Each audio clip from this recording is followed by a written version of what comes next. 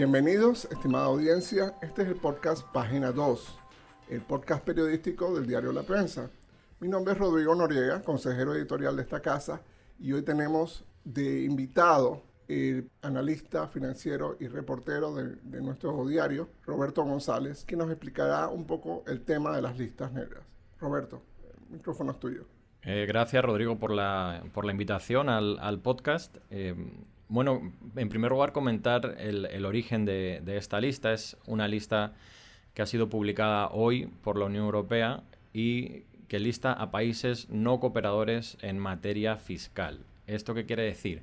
Son países que, a juicio de las autoridades de la Unión Europea, no facilitan de la manera pertinente la información sobre, por ejemplo, ciudadanos europeos residentes aquí, en el caso de una investigación por evasión fiscal, hay un requerimiento de información y esa respuesta no se produce de manera adecuada. Roberto, esta lista, explícanos en qué se diferencia de las listas de la OECD, de las listas del Gafi, etcétera. Esta es una lista que en realidad bebe de la lista de la OCDE. Es una consecuencia directa de estar en la lista de la OCDE. A modo de aclaración y con fines didácticos, hay una diferencia clara entre la OCDE y el Gafi. La OCDE y el Foro Global por la Transparencia lo que analizan es el nivel de cumplimiento de los países en materia de intercambio de información fiscal, mientras que el Gafi evalúa la fortaleza de los países en la prevención del blanqueo de capitales. Así que, en la medida de, teniendo en cuenta estos paradigmas, así se deben entender cuando Panamá sale en una lista o sale en otra. En concreto, esta nueva lista de la Unión Europea se fija en la materia fiscal, aunque también se menciona que el origen puede estar en la inclusión de Panamá en la lista del Gafi, pero es principalmente, eminentemente, por temas de intercambio fiscal. Y uno de los cuestionamientos que se le ha hecho por parte de las autoridades panameñas y de varios gremios en Panamá es sobre la oportunidad de esa lista y de dónde surge, los motivos que llevan a que Panamá haya sido incluido. El último informe de la OCDE es de noviembre de 2019, en base a un análisis efectuado entre 2015 y 2018. Lo que dicen las autoridades panameñas, las hemos escuchado durante el día, es que en ese periodo de tiempo o en ese análisis no se han incluido los últimos avances de Panamá. Explícanos un poquito, ¿no es un poco hipócrita de la Unión Europea hacer esta lista y no incluir los paraísos fiscales europeos? Este es precisamente uno de los grandes cuestionamientos que se le están haciendo a la lista, y se le están haciendo no solo desde fuera de la Unión Europea, sino desde el mismo seno de la Unión Europea. Ayer conocimos que el ministro de Finanzas polaco dijo abiertamente que en la lista se deberían incluir los territorios europeos de baja carga fiscal o de baja imposición, porque parece que, en efecto, como tú mencionas, es hipócrita señalar a países de territorios terceros y no hacerlo en el seno de la Unión Europea.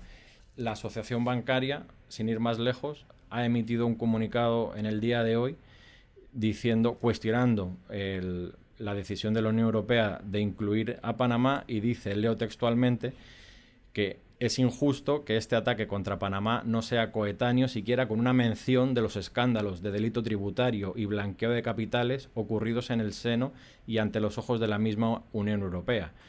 Recordemos, por otra parte, también que el año pasado Estados Unidos, en el mismo día que salió esta lista, emitió un comunicado desacreditándola y diciendo que los bancos estadounidenses no la iban a tomar en consideración en sus tareas de debida diligencia.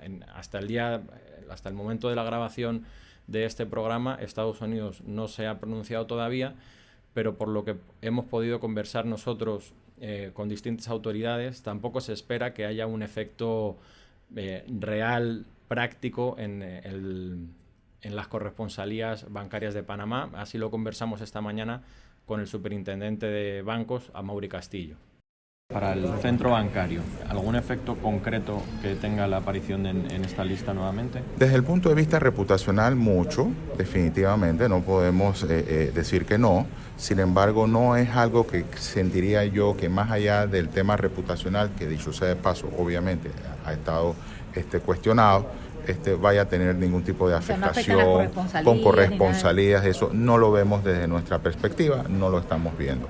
Hace poco, de hecho, recibimos una delegación de inversionistas franceses. Nos llamó poderosamente la atención que más allá de la situación que pudiese plantearse en la inclusión de Panamá nuevamente en la lista de la Unión Europea, el país ya estaba, digamos, mandando señales positivas de movernos en aras de una mayor transparencia en lo fiscal. Y para Francia, y eso llamó mucho la atención porque estuvo, de hecho, su consejero comercial, de alguna manera dijeron: es importante el tema de Gafi. O sea, no descansen hasta tanto poder sacar al país de esa lista. Las otras listas son listas que pueden ser, digamos, de alguna manera accesorias, pero no son las listas realmente importantes. Entonces, de alguna manera el mensaje fue recibido, tenemos tareas por hacer, ya no están por incluir nuevamente en la Unión Europea, sobre la base de información desactualizada, pero sentimos que puede ser revertida. Roberto, ¿quiénes son los compañeros de Panamá en esta lista? ¿Y cuál ha sido la reacción de estos otros compañeros de viaje por esta acusación de la Unión Europea? Bueno, pues hay otros 11 países o territorios que están con Panamá en esta lista, y son Islas Caimán, Palaos, Seychelles, Samoa Americana, Fiji, Guam, Omán, Samoa, Trinidad y Tobago, Islas Vírgenes Americanas y Vanuatu. Ninguno de esos territorios que han podido escuchar son grandes centros financieros ni aspiran a serlo. Por lo menos son buenos destinos turísticos. Eso parece, sí. La parte de paraísos sí parecen cumplirla, ¿no? ¿Qué impacto, Roberto, va a tener esto en nuestra economía? ¿Cómo va a afectar la competitividad del país? Lo más importante es el tema de la imagen. Vuelve a ser otro lastre para la imagen de Panamá, que ya ha sido afectada en los últimos años porque el país ha aparecido en diversas listas. La publicación del caso Mossack Fonseca hace unos años también puso a Panamá de una manera negativa en los medios de todo el mundo, y la aparición en esta lista vendría a refrendar o a reafirmar el criterio de aquellos que piensan que Panamá es un paraíso fiscal. Esto puede ser negativo desde el punto de vista de la atracción de inversiones. Las empresas puede que no quieran verse vinculadas con un territorio que tiene ese estigma de paraíso fiscal. Por eso también desde tanto el gobierno como la empresa privada, creo que en esto están trabajando de manera mancomunada, tienen una estrategia clara de revertir esa imagen internacional de Panamá. ¿Qué te ha dicho las autoridades del Ministerio de Economía y Finanzas sobre este tema, por ejemplo, tan urgente para el país? Son varias las acciones que está ejecutando el gobierno. Hay una serie de leyes, algunas de ellas ya han sido aprobadas, otras están en fase de conversaciones con los distintos gremios para ser llevadas a la Asamblea. Lo principal que yo observo, el principal foco de acción del gobierno actualmente es el control sobre las estructuras jurídicas. Este es precisamente, en el análisis o en la evaluación que hizo la OCDE, una de las deficiencias que se habían detectado. O sea, la falta de control que hay sobre las estructuras jurídicas, las sociedades anónimas. Correcto. Para el panameño común, ¿qué significaría la falta de control de estructuras jurídicas? Por ejemplo, que no haya un registro de beneficiarios finales, que no se tenga el control de quiénes están detrás de las sociedades, porque en muchas ocasiones se forman estas estructuras que hay una sociedad, pero el beneficiario de esa sociedad es otra sociedad y detrás hay otra sociedad, entonces no se termina de saber quién es en realidad la persona natural de carne y hueso que maneja esa sociedad, ¿no? Que maneja esa empresa. Entonces, una de las acciones que fueron aprobadas en los últimos meses es la creación de un registro de beneficiarios finales. En ese registro, los agentes residentes, que son los abogados que representan a las sociedades, van a tener que cargar información sobre quiénes son las personas que están detrás de las empresas, de las sociedades. También hay otra ley que está en debate, es la reforma a la Ley 52, que es para tener registros contables de esas sociedades. los agentes residentes deberán enviar a la DGI registros contables de las transacciones o la información contable de las sociedades. Además, para reforzar la supervisión, se ha elevado de intendencia a superintendencia la intendencia de sujetos no financieros, que es la encargada de supervisar todas las actividades de la economía en una tarea titánica, pero tienen que supervisar y regular todas las actividades de la economía que no son financieras, es decir, que no son banca, que no son seguros, que no son valores, y hay, pues entre ellos, por ejemplo, están las firmas de abogados, que darían en el paraguas de supervisión de la superintendencia. Además, la viceministra Erika Moines publicó un comunicado, un escrito en el día de hoy explicando cuál iba a ser la estrategia internacional de Panamá, y en ese sentido hablan de una estrategia de comunicación, o sea, hablar con los bancos corresponsables, hablar con las calificadoras de riesgo, hablar con los gobiernos para mostrarle qué está haciendo Panamá y enviar un mensaje de tranquilidad y cumplir al final. Lo medular, y también lo conversábamos con el abogado Carlos Barzallo estos días y salió publicado en la prensa, en el diario La Prensa, que lo medular es que Panamá tiene que cumplir con estos estándares para no ser objeto de listas, y lo más importante de todo sería cumplir por un convencimiento propio de hacer las cosas bien y no por la presión de las listas. Correcto. ¿Qué te dijo el Ministerio de Economía y Finanzas? Tengo entendido que le hiciste una entrevista exclusiva al viceministro.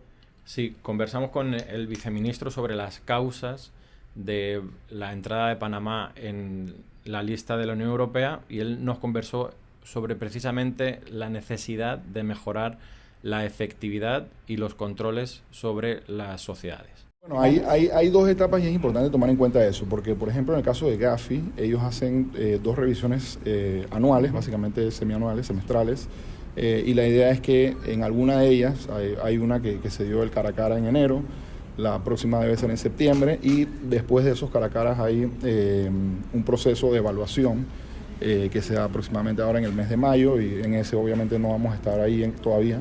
Pero la idea es que para la siguiente evaluación, que debe ser aproximadamente entre octubre y noviembre de este año, ya tengamos todos los elementos para poder hacer el caso, y por supuesto que ellos consideren la exclusión de Panamá de la lista. También tenemos que mostrar efectividad en los procesos de evasión fiscal y procesos relacionados con blanqueo de capitales y demás tipos de delitos que promueven cierta falta de transparencia a nivel local e internacional, y eso es algo con lo cual también se está trabajando con mesas de trabajo. Gracias al apoyo del nuevo Procurador General de la Nación, que le está mostrando mucho interés y está poniendo personal altamente capacitado para iniciar este tipo de procesos y llevarlos a cabo. Y bueno, tomando en cuenta que a partir del año pasado ya es un delito la evasión fiscal, esto sería a partir de este año 2020 cuando pudiéramos iniciar procesos con evidencias claras y objetos de este tipo de investigación. Roberto, debemos entender entonces que las listas no son un fenómeno que se va a corregir a corto plazo en el gobierno de Laurentino Cortizo, o está Panamá destinada a ser objeto de amenaza constante de estas listas.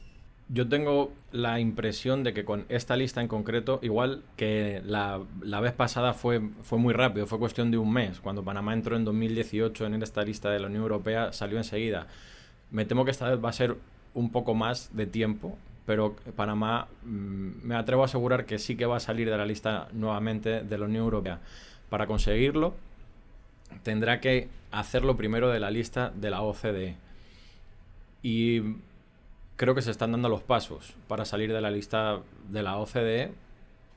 Si se consigue demostrar, el desafío sigue estando en demostrar efectividad en tema de evasión fiscal, como decía el viceministro Jorge Almengor, en tema de control de las estructuras jurídicas y en tema de prevención de blanqueo de capitales. Si Panamá consigue esto, saldrá de las listas de paraísos fiscales y empezará a dejar de tener ese estigma. Gracias, Roberto, por tu entrevista. Este es el podcast Página 2, el podcast periodístico del diario La Prensa. Mi nombre es Rodrigo Noriega, nuestro productor es Miguel López. Nos escuchamos pronto. Hasta luego.